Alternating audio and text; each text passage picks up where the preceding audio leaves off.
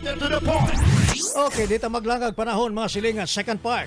Radyo Man June Duterte. Kauban ako si Regional Director Alex Roldan sa DILG.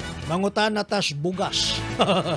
Sir Alex, maing buntag sir. Good morning. May buntag dyan, may buntag sa tanang mga daminaw. Yes sir. Sir, karon man daw sir ang enforcement sa katubitawng cap or control sa presyo, ceiling sa presyo sir sa bugas.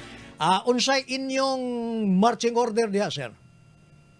Ang order ni Secretary Abalos is to help the Department of Agriculture o Department of Social Welfare sa pag-monitor sa mga katindahanan kung nasunod ba ang 41 pesos na presyo sa bugas. Okay. So, interagency, sir, ang approach ani sir, no?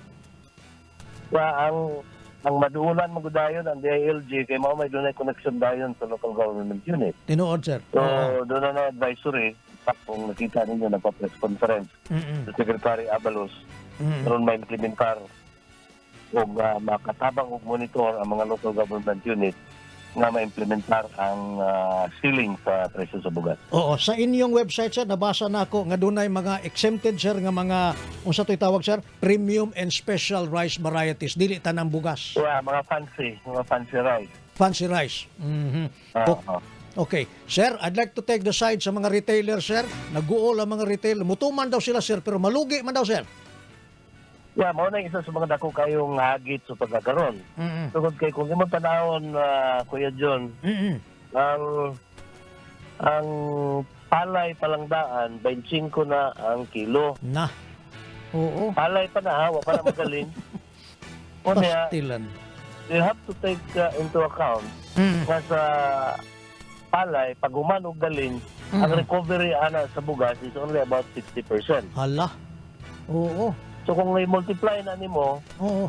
so 60% sa 25, ang maabot nga cost is 41 pesos. Hala. Wala pa na ilabot sa baling. So, Wala pa na ilabot sa lugi na, sir. transportasyon. lugi na. So sa ato pa, gikan pa lang sa rice seller, producer na nagpalit gikan sa farmer, di na mo minus na siya sa 45 pesos. Naku. Okay. And then, karon pag-abot sa retailer, ay pabaliyag 41. Kini siya ang dako kayong hagit. Pero doon na may agihimong action karon na ipatanaw ang mga retailer, ipalista ang mga retailer sa social welfare aron matagaan og assistance ang mga retailer sa mamaligya ni aning bugas na 41 pesos. Yes, sir. Bayo, sir. At least na ayuda. Pero, sir, worst case scenario lang, wala ka high localized shortage, sir? Sa mga area nga why buga. Why humay? Sa tinood lang, wala man gyud ta maka-satisfy bisan pag mag-harvest na tanan karon. Oh. Ang requirement sa Pilipinas kulang gyud na siya sukad pa sa wa pa gyud na may tabo. May tabo lang nga naka-export ta doon na tay surplus. Was only the implementation of the Masagana 99 before. Kaya grabe man pod ang subsidy sa fertilizer. Ang fertilizer natin ngayon na tag 200 pesos ra. Ang karon ang atong fertilizer tag 3,000 na ang sako. Ginoo ko. So dunay dakong problema nga giatubang. Ang kanang mga fancy rice mao na siya ang mamahimong mo cover sa posible nga kulang kung ang atong saligan ang ato lang nga production di gyud siya paigo. Oo, tama ba to, sir, nga net importer ta, sir, no? Sige lang tagpalit gikan sa gawas ug bugas. Sige lang tagpalit. Kanang tanawon lang diri sa atong lokalidad. Kanang Davao del Norte exporter na kanadto. Oo. Pasabot i-export sa Davao del Norte to other province. Banay-banay. Karon kulang na kigimo naman sa gingan.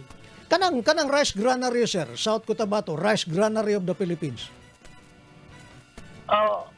Sa unang panahon yun, ilag yun ng Mindanao, South Cotabato, nga rice granary. Karon di na. Kaya ang populasyon na to gamay pa mampod, ang production sa hektarya, 40 to 60 kasako naman.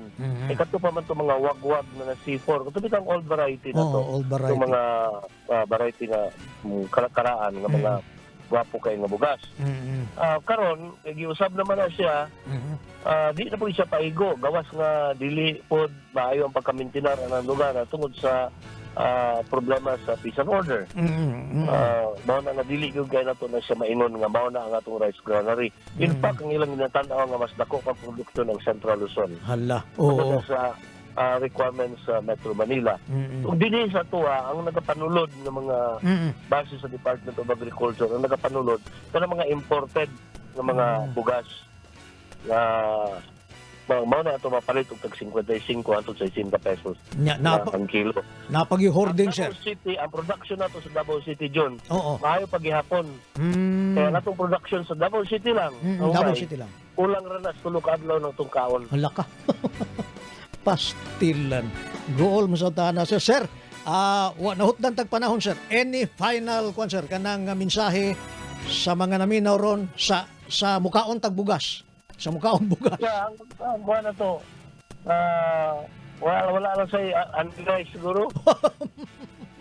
Wala sa Ayan na nato bitaw nga dili tamang mahimong mainiton nga pag atubang aning problema. We have to understand na ang atong mga retailer po ug ang atong mga mamalitay puros naa sa alanganin. Correct. Ang atong panahon din karon naa dito sa supplier ug ang atong mga farmers mao dapat atong tabangan para mo reduce ang production cost, para mo reduce pod ang farm gate price. I think that's the only solution. Yes, sir. Ug ang pinaka-importante ani John, i-define na once and for all sa Pilipinas ang atong land use plan. Agoy. Hangtod karon wala gyud tay land use plan nga mao mahimong basis kung unsay atong himuong farmland para food security ug asa patong himuon nato for industrialization and commercial use. Okay, nindot na, Sir Alex, kanang imong gingon on point kayo na, sir.